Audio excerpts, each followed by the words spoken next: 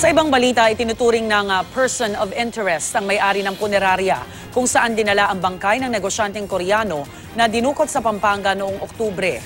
Pinuntahan ng NBI ang punerarya sa Caloocan sa tulong ng isang informante.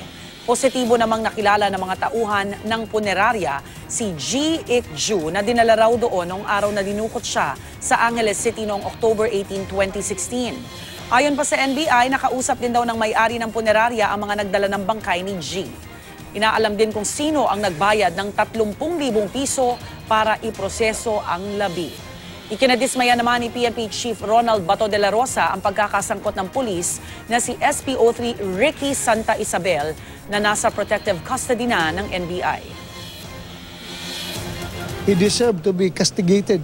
He deserved to, alam mo, isipin mo, pulis ka, mangingidnap ka, kumuha ka ng ransom money sa pamilya, pinatay mo pa.